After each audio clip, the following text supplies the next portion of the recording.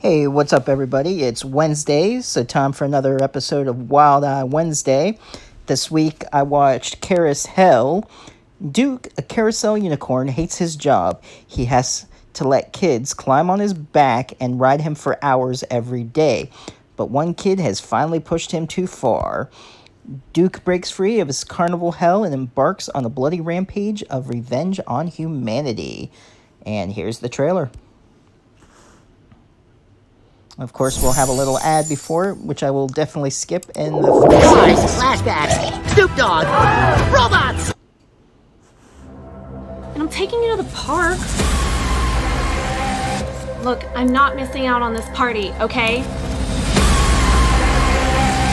How do I express how much I hate my brother in only 140 characters? Will you just ride the stupid thing already?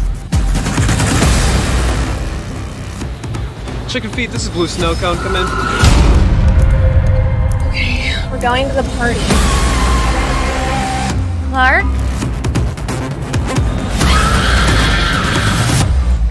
You here for the party?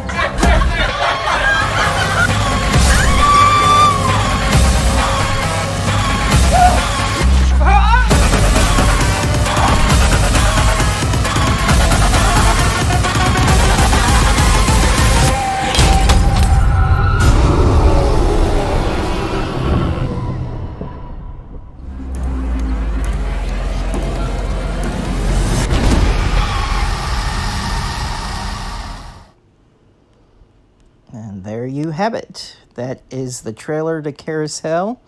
Didn't mean to exit out of there. So let's see. It looks like it's got a 6 out of 10 rating, which definitely deserves it. It's probably one of the best Wild Eyes I've seen lately. It stars, I'm probably going to say their names wrong, so I'll just say their first names or attempt to say their names. Steve does the voice of Duke. C. Maria is Lori. Haley Madison is Sarah. Chris Proud is Preston. Sarah Brunner is Margaret. Chad Bruns plays Scott. Ben plays Clark.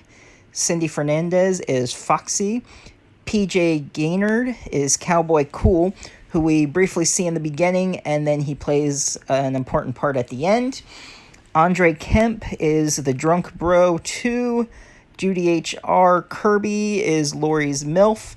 Michael Mahini is the Punching Man. Josh Miller is Paris. Cody Roch is the Smoking Man. Steve Rudinsky is Joe, who plays the pizza guy who just wants his $40.39 so he can help his dog. I think it was like Oscar Barker or something like that has cancer. It's just, he just gets dragged into the party. He doesn't want to be there. He just wants to do his job. And I believe he's the director as well. And it's written by Alan Isley and one other. So it starts out, Duke is narrating how nobody respects him, how he hates working there, having to just have that stupid look on his face and go around and around and be ridden. And he's just getting fed up with his daily life there, over a year of being treated like nothing. And it's about to get to him. He can't take much more of it. And when Larry, who's called Lunchbox by her brother Lori, because he collects all these lunchboxes, which you see in the movie, and there's even an Evil Dead one, which is kind of cool. She's forced from her mom to babysit him, to spend the day with him, and she just wants to, do her own thing, go to a party later. She keeps chirping on her phone, which it's kind of like Twitter. They call it Chirper, I guess all copyright issues, so it's kind of funny, a little parody of Twitter, and she's like trying to keep her fans, and everything she tweets, take pictures of herself and hashtag, and she just wants to be popular. Like, she takes pictures while she's sitting there, and then while she's with her boyfriend and at the party. So, yeah, she's obsessed with her phone. But anyway, back to they're at the park, because her boyfriend works there, and he's riding the carousel, and he's sitting on Duke, And, well, he picks his nose and wipes the snot right on Duke, and that's the last straw, as you could see from the trailer. And Duke decides to wake up and go on a killing spree and start by finding that bratty little kid. And as the Lori and Larry are leaving the park, Larry Lunchbox, whatever you want to call him, his nickname, runs into Cowboy Cool, and he's like, "Hey, little buddy, how's it going?" And he tells him to just eat a dick, and he's like, "Oh, that hurts." And we find out, which we don't really know why, but apparently Cowboy Cool was afraid that Duke might wake up, and he has this special gun to kill him. So he tries to track him down later on and shows back up in the end. But in between that time, of course, Duke starts going on his killing spree. And what I like is when a movie makes fun of itself. I always realize when they say or do certain things in a movie that gets kind of repetitive. Duke's lines, whenever he's killing someone, he's like, "Oh, enjoy yourself in hell." And he's like, "Be a security guard in hell. Enjoy your picnic in hell." Every time he kills someone. And that third time, he's like, "That's the third time I've said that in a half hour. I need a better catchphrase." And he tries to think of all these, like, silly lines as he's killing people. And so it's more comedy than horror. It's definitely worth watching, though, but lots of gore, as you can see from the trailer, lots of cool ways that he kills people.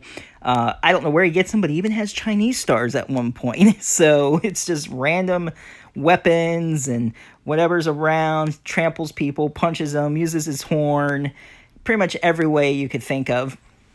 So while he's trying to track this kid down, he's brought to the party of Lori's friends. And her one friend, Sarah, lives there, and her boyfriend is Preston, who everything's just happened to him. He's like trying to get all the girls. He has beads around his neck, and he wants them to flash them. And Lori refuses, and she's like, "I'm not drunk enough yet." So he's all like, 45 minutes? You good? And he even leaves a little memo on his phone. He's like, "Reminder, 45 minutes to see Lori." Yeah, you get the idea. He's just like obsessed with trying to get all the girls to flash him there. And we find out that he's like a brawny, or whatever the term is. There's kind of a parody of My Little Ponytails, but it's called like Tiny Little Unicorn. And that's how he met his girlfriend Sarah. And she embarrasses him by making him admit that he likes the show. And so he gets made fun of.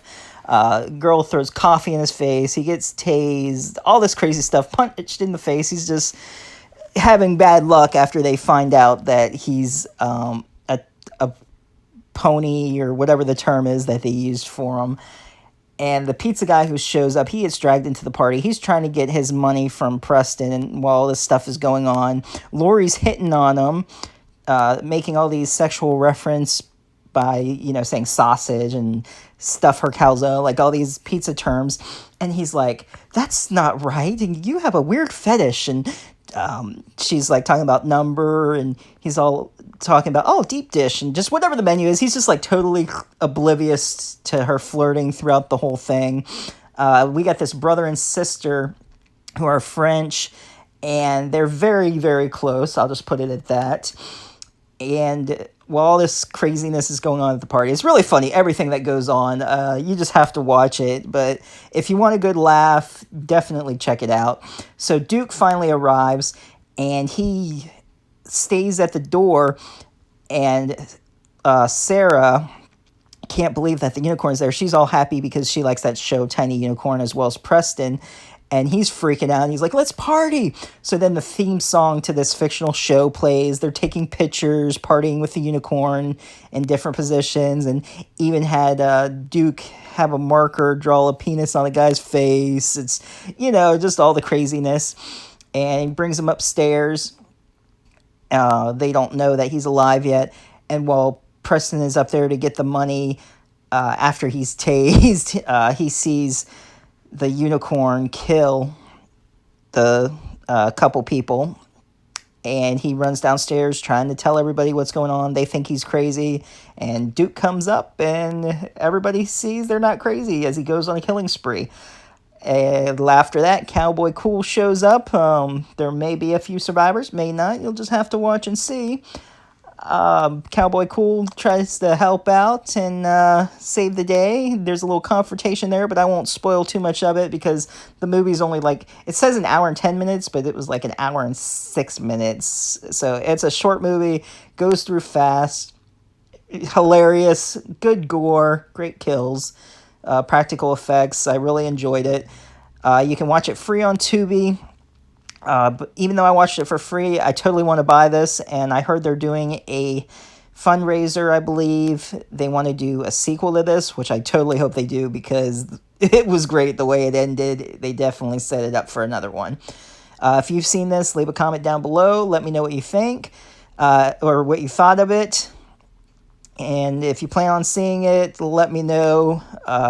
So thanks for watching, and this is definitely one Wild-Eyed to check out. I'll leave a link down below. Well, I'll leave in the description the website to go to if you want to purchase this movie as well as any others. All right, if you're new to the channel, be sure to subscribe, hit that bell for notifications, and I'll see you next time.